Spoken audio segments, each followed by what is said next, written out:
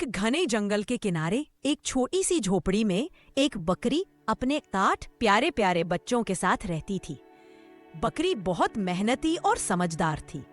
हर दिन वो जंगल में घास चरने जाती और शाम को लौटकर अपने बच्चों को दूध पिलाती, खेलती और कहानियां सुनाती। उसके बच्चे बहुत चंचल थे। कोई पेड़ों पर चढ़ने की कोशिश करता, कोई छोटे पत्थरों से खेलता, तो कोई तालाब के किनारे मेढकों से बातें करता।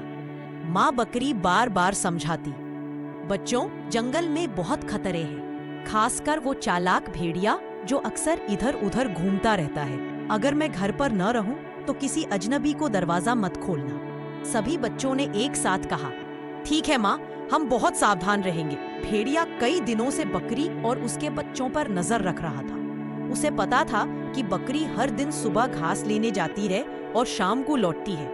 एक दिन वो खुद से बोला, आज मैं बकरी के बच्चों को धोखा देकर खा जाऊंगा। अगली सुबह जब बकरी घर से निकलने लगी तो उसने फिर चेताया, दरवाजा केवल मेरी आवाज पर ही खोलना और मेरी मीठी आवाज को पहचानना। भेड़िए की आवाज बहुत भारी और डरावनी होती है। बकरी जंगल चली गई। कुछ ही देर बाद भेड़िया बकरी की झोपड़ी के पास पहुंचा और दरवाजा खटखटाया। बच्चों, दरवाजा खोलो, मैं तुम्हारी माँ हूँ, तुम्हारे लिए मीठा दूध लाई हूँ, उसने गहरी आवाज में कहा। अंदर से एक बच्चे ने कहा, तेरी आवाज तो बहुत भारी है, तू हमारी माँ नहीं है, जा यहाँ से। भेड़िया गुस्से में लौट गया। उसने सोचा, आवाज की वजह से पहचान लिया, अब मुझे उसे बदलना होगा। वह गांव की बेकरी में गया और वहां से थोड़ा शहद मंगवाया। शहद पीने से उसकी आवाज मीठी और पतली हो गई। भेड़िया फिर बकरी के घर आया और मीठी आवाज में बोला, बच्चों, दरवाजा खोलो, मैं तुम्हारी माँ हूँ, तुम्हारे लिए मीठा दूध और हरी घास लाई हूँ। बच्चों ने आवाज सुनी तो उन्हें थोड़ा शक हुआ, लेकिन सबसे छोटे बच्चे ने कहा, रुको, पहले अपने पंजे दिखाओ माँ, ताकि हमें यकीन हो जाए। भेड़िए ने अपने काले पंजे दरवाजे के नीचे से दिखाए। अरे, ये तो काले और डरावने पंजे हैं। बच्चों ने कहा, हमारी माँ के पंजे तो सफेद है, तू झूठ बोल रहा है। भेड़िया झेप गया और भाग गया। भेड़िया बहुत चतुर था। वह पास के गांव में जाकर अपने पंजों पर आटे का लेप करवाया ताकि वे सफेद दिखे। अब उसकी आवाज मीठी थी और पंजे सफेद। वह फिर आया और बोला, बच्चों, दरवाजा खोलो, तुम्हारी माँ आई है, देखो, मेरे पंजे भी सफेद हैं। बच्चों ने देखा, सचमुच पंजे सफेद थे। वे खुश हो गए और बिना सोचे समझे दरवाजा खोल दिया। जैसे ही दरवाजा खुला, भेड़िया दहाड़ता हुआ अंदर घुसा। सारे बच्चे घबरा गए। कोई बिस्तर के नीचे छिपा भागे गया, कोई अलमारी में, कोई टोकरी में, कोई पर्दे के पीछे। लेकिन भेड़िए की आंखें तेज थीं। उसने सातों बच्चों को पकड़ लिया और निकल गया। केवल सबसे छोटा बच्चा दीवार के घड़े में छिप गया था। शाम को जब बकरी लौटी तो उसने देखा, दरवाजा खुला हुआ है, झोपड़ी बिखरी पड़ी है। उसका दिल धक से रह गया। उसने पुकारा, बच्चों, कहाँ हो तुम? तभी घड़े के अंदर से धीमी आवाज आई, माँ, भेड़िया आया था, उसने सबको खा लिया।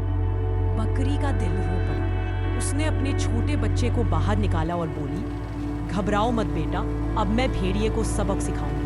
बकरी अपने बच्चे को लेकर जंगल के उस कोने में पहुंची जहां भेड़िया पेड़ के नीचे सोया हुआ था। उसका पेट फूला हुआ था क्योंकि उसने सातों बच्चों को निगल लिया था। बकरी ने धीरे धीरे पास जाकर देखा, भेड़िया गहरी नींद में है और खर्राटे मार रहा है। वह तुरंत गांव गई और वहां से सुई धागा और एक तेज कैंची लाई। धीरे धीरे उसने भेड़िए का पेट काटा और एक एक करके अपने सारे बच्चों को बाहर निकाला। सभी बच्चे सुरक्षित थे, बस डर से कांप रहे थे। बकरी ने फुसफुसाकर कहा, अब जल्दी से जंगल के पत्थर लाओ। बच्चों ने बड़े बड़े पत्थर लाकर भेड़िए के पेट में भर दिए। फिर बकरी ने सावधानी से उसका पेट सिल दिया। कुछ देर बाद भेड़िया नींद से उठा। उसे प्यास लगी तो वह झील की ओर गया। उसने कहा, अरे, मेरा पेट कितना भारी लग रहा है, लगता है बच्चे हिल गिल रहे हैं। वह जैसे ही पानी पीने झुका, भारी पत्थरों के वजन से उसका संतुलन बिगड़ गया। छपाक, वह सीधे झील में गिर पड़ा और डूब गया। बकरी और उसके बच्चे झोपड़ी के बाहर खड़े ये सब देख रहे थे। सभी खुशी से झूम उठे। बकरी ने अपने बच्चों को गले लगाते हुए कहा, बच्चों, याद रखो किसी भी अनजान पर भरोसा मत करना, चाहे वो कितनी भी मीठी बातें करे। समझदारी और सावधानी से ही जीवन सुरक्षित रहता है। सारे बच्चों ने सिर झुकाकर कहा, हाँ माँ, अब कभी गलती नहीं करेंगे।